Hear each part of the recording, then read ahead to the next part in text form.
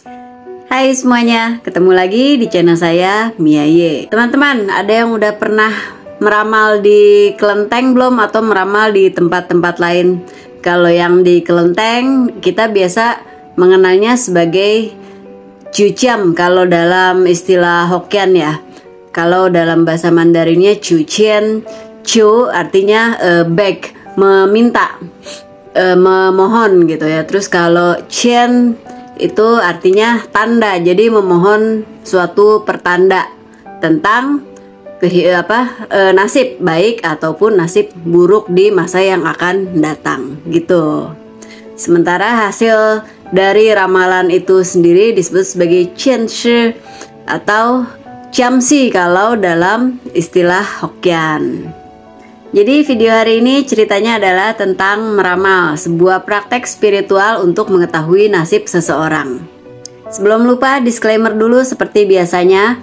Video ini bercerita tentang ramal-meramal tapi dari sisi sejarah, bukan dari sisi kepercayaan atau keagamaan. Jadi hanya sekedar pengetahuan belaka, bukan menganjurkan atau mengajarkan atau mengajak orang-orang untuk ikut melakukan praktek ramal-meramal seperti ini. Mau percaya mau enggak tentang ramalan itu kembali kepada pribadi masing-masing gitu. Oke, jangan salah ya. Meramal bisa dilakukan oleh siapapun, dimanapun, dan dengan cara apapun. Di Tiongkok sendiri teknik meramal ini sudah sejak zaman dahulu kala, sejak masa kerajaan-kerajaan itu sudah menjadi bagian dari tradisi masyarakatnya. Dan di negeri tersebut ada banyak teknik ramalan, jadi bukan dengan cara seperti yang mungkin di Indonesia diketahui di kelenteng gitu ya, kalau ramalan secara Tionghoa gitu ya, cuciam dengan cara ngocok tabung berisi irisan batang bambu tipis. Tapi kalau di kelenteng itu masih banyak lagi cara ramalan. Dan meramal ini di negeri asalnya tersebut tidak hanya dilakukan di kelenteng-kelenteng beraliran Taoisme, tetapi juga bisa di mana saja. Di Tiongkok sendiri secara historis tidak diketahui dengan pasti kapan praktek ramal-meramal ini berawal. Diyakini bahwa bentuk awal dari teknik meramal dan membuat permohonan berasal dari 64 heksagram pada masa pemerintahan Chou Wenwang, Raja Wen dari dinasti Chou. Ada pula yang meyakini bahwa teknik atau tradisi ramal-meramal di Tiongkok sudah dimulai jauh sebelum masa itu. Konon pada masa dinasti Shang, orang zaman dulu biasa meramal dengan menggunakan cangkang kura-kura. Jadi mereka itu membakar cangkang kura-kura tersebut, lalu meramal nasib baik atau buruk seseorang berdasarkan retakan yang habis dibakar itu gitu loh. Tapi lama-kelamaan itu kan cuma sekali pakai kan, berarti setelah dibakar cangkang kura-kura itu udah nggak bisa dipakai lagi. Akhirnya lama-kelamaan digantilah dengan media lainnya seperti batang bambu, tembaga, koin tembaga dan sebagainya. Lalu disebutkan juga dalam sejarah pada masa itu orang-orang bukan hanya meramal nasib baik atau buruk mereka di masa depan, tetapi juga mulai melakukan yang namanya permohonan atau meminta keberuntungan. Tercatat dalam sejarah pada abad ke-9 Masehi, seorang perdana menteri dari masa 5 dinasti dan 10 negara yang bernama Lu Tuoshun itu pergi ke kuil untuk meramal nasib. Lalu pada masa dinasti Tang, ada legenda tentang seorang peramal yang melakukan praktek meramal dengan menggunakan 49 irisan batang bambu tipis, sehingga kemudian diperkirakan teknik meramal dengan cara seperti itu, meramal dengan menggunakan 49 batang bambu tipis itu dimulai pada akhir masa dinasti Tang. Karena adanya berbagai perbedaan dari berbagai macam faktor seperti tempat, tradisi, dan juga kuil, maka walaupun di Tiongkok sendiri teknik meramal itu tidak selalu sama antara satu tempat dengan tempat yang lain.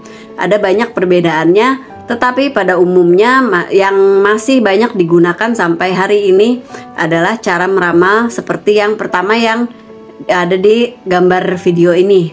Ini yang biasa juga dilakukan di kelenteng-kelenteng di Indonesia ini. Kalau teman-teman yang pernah melakukan ramalan seperti ini pasti udah gak asing dengan gambar ini.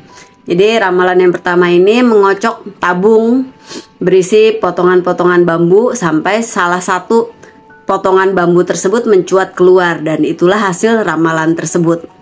Lalu yang kedua dengan cara seperti yang digambar berikut ini. Jadi kalau yang pertama tabung berisi potongan bambunya dikocok, yang kedua nggak usah, orang yang mau ngeramal nasib mereka itu cukup mencabut potongan bambu yang ada di dalam tabung itu, cabut salah satunya lalu dilihat hasilnya. Itu jadi seperti mengambil undian gitulah. Cara ini juga sama dilakukan di dalam kelenteng-kelenteng beraliran Taoisme. Terus hasilnya yang disebut kalau dalam dialek Hokkien disebutnya sebagai Jiamsi ya. Dalam bahasa Mandarin disebut sebagai Qianshi. Nah, itu dibacakan biasanya oleh para biksu atau pendeta Tao atau ahli ramal itu sendiri. Nah, kalau di Tiongkoknya sendiri, teknik ramal-meramal atau tradisi ramal-meramal seperti ini berasal dari kepercayaan Taoisme. Oh iya, satu lagi kelewatan. Qianshi atau Jiamsi itu sebenarnya kan artinya menandatangani puisi. Jadi itu bukan cuma sekedar, awalnya bukan cuma sekedar hasil dari ramalan tersebut, hasil dari cucian tersebut, tapi juga sebelumnya memang ada ramalan yang teknik meramal dengan cara menandatangani puisi. Itu saya baca ini tekniknya itu cuman agak ribet juga ya, bingung juga untuk menjelaskannya sendiri. Jadi mereka ada puisi terus ditandatangani, terus nanti ada nomornya yang yang akhirnya menjadi nomor bahwa itulah hasil ramalan yang keluar gitu loh. Cuman tekniknya nggak ngerti, jadi saya nggak jabarin di sini. Pokoknya itu di zaman dulu itu ada teknik seperti itu, cuman zaman sekarang mungkin ada tapi sudah semakin jarang ada. Maksudnya sudah semakin jarang digunakan gitu.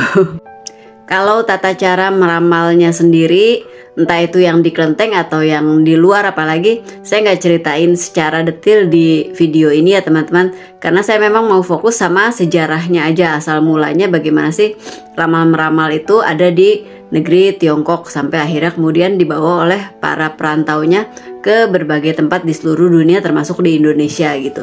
Nah, kalau tata caranya sendiri melakukan cucian atau ramal-meramal di kelenteng, seperti berdasarkan pengalaman saya itu, kalau di kelenteng pasti diawali dengan berdoa dulu, bersembahyang dulu kepada dewa-dewi yang ada di tempat tersebut gitu. Nah, sesudahnya baru kita melakukan cucian atau ramalan, dan itu pun tergantung kita mau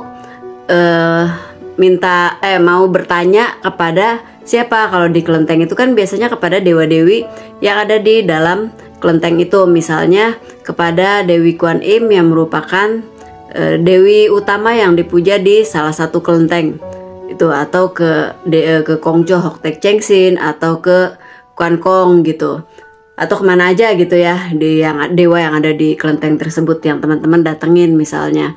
Nah, itu sesudah bersembahyang ke semua altar yang ada di kelenteng tersebut, kemudian biasanya baru mulai melakukan cucian atau ramal-ramalan tersebut yang dikocok itu caranya. Nah, nanti hasilnya setelah dapet itu biasanya juga ada di rak tersendiri, bisa ambil atau bisa tanya sama yang jaga di kelenteng situ, ada nomornya kan, kita bisa ambil di situ. Nah, biasanya itu juga dipisahkan hasil ramalan dari dewa mana, dewi mana. Misalnya teman-teman ramalan ke Dewi Kuan Im, ya hasil ramalannya yang ada di raknya khusus yang Dewi Kuan Im tersebut.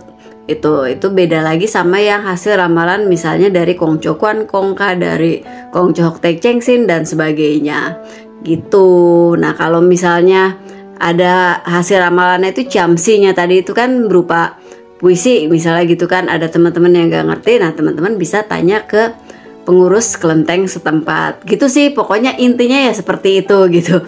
Susah ya, karena saya juga nggak pernah praktekin bikin video praktek melakukan Jiamsi. Mungkin di platform-platform lain ada yang pernah melakukan, mencontohkan hal yang seperti itu. Nah, kurang lebih begitulah gitu. Nah, kalau teman-teman gimana, pernah melakukan cuciam nggak atau ramal-ramal nggak di kelenteng atau dimanapun, hasilnya gimana, akurat atau enggak. Nah kalau begitu sekian dulu video singkat hari ini, semoga teman-teman suka, semoga bermanfaat. Terima kasih untuk yang sudah menonton dan yang selalu mendukung channel ini. Sampai ketemu lagi di video yang lainnya. Salam.